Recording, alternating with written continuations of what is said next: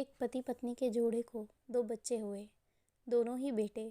माँ बाप ने इन दोनों ही बच्चों को खूब प्यार से पाला पोसा, पढ़ाया लिखाया, बड़ा किया और इस काबिल बनाया कि ये अच्छी नौकरी कर सकें, समाज में अच्छा जीवन व्यतीत कर सकें।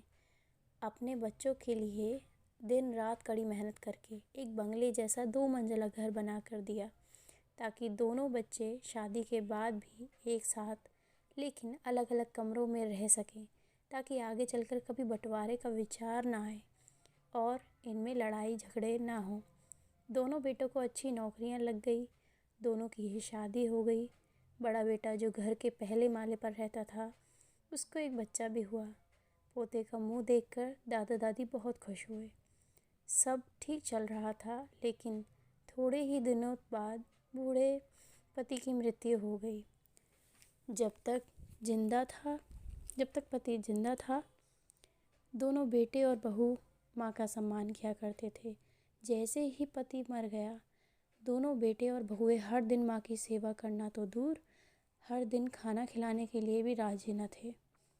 दोनों बेटे और बहुओं ने मीटिंग की और तय किया कि माँ को खाना खिलाने की जिम्मेदारी बांट ली जाए, ताकि 15 दिन बड़ा बेटा और 15 दिन छोटा बेटा माँ के खाने की जिम्मेदारी लेगा।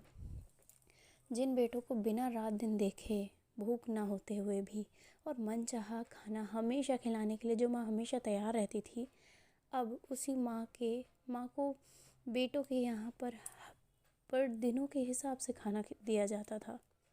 माँ का दिल बड़ा था। माँ को बस इस बात की खुशी थी कि वे जैसे भी हैं अपने बेटों के साथ रह रही है, और इसी खुशी के साथ बेटों के द्वारा दी गई रूखी सूखी भी उस पर किसी पकवान से कम नहीं लगती थी। लेकिन दुर्भाग्य की बात तब हो जाती थी जब किसी महीने में 31 दिन आ जाते और उस एक दिन माँ को भूखा ही रहना पड़ता। एक बार जब बड़े बेटे के यहाँ 15 दिन तक का खाने की बारी चल रही थी, तब बड़ा बेटा अपनी बीवी और बच्चे के साथ कहीं बाहर किसी फंक्शन में जा रहा था। बड़े बहू ने माँ से कहा, माँ जी आज खाना नहीं बनाया है, हम बाहर जा रहे हैं, वहीं खाएंगे, आप अपने लिए कुछ पका लेना और खा लेना। बूढ़ी माँ ने कहा, लेकिन बेटा मुझे तो गैस चलाना भी नहीं आता। बहू ने कहा, तो फिर माँ ऐसा कीजिए, आप पास वाले मंदिर में भंडारा लगता है, आप वहीं पर जाकर खाना खा लीजिए, आपको गैस चलाने की ज़रूरत ही नहीं पड़ेगी। पास ही में खड़ा बेटा और पोता ये दोनों इस बात को सुन रहे थे और किसी ने कुछ न बोला। बूढ़ी माँ को भूखा ही छोड़ दिया और बहू फंक्शन में निकल गई। माँ को थोड़ा दुख हुआ, लेकिन फिर उसने अपने आप को समझाया और सोच लिया कि ठीक है, ठीक ही तो है, कभी कभी बहू को भी घर के काम से आराम मिलना चाहिए और भगवान का भंडारा खाने का सौभाग्य किस्मत वालों को ही मिलता है। माँ खुशी खुशी मंदिर में जाकर भंडारा खा आई। कुछ दिन ऐसे ही बीत गए। एक दिन बड़े बेटे को छुट्टी थी। बेटा, बहू और उनका बच्चा अपने घर में साथ में समय बिता रहे थे।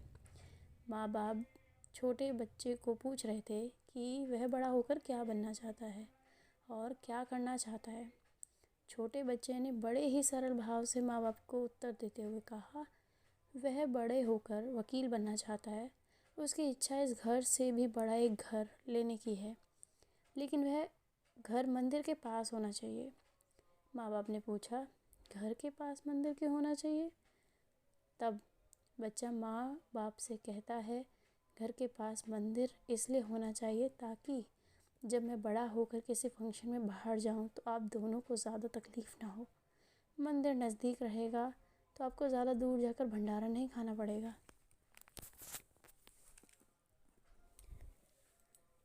मासूम बच्चे का ऐसा जवाब सुनकर दोनों के ही पैरों तले ज़मीन खिसक गई। उन्हें अपनी गलतियों का एहसास हुआ।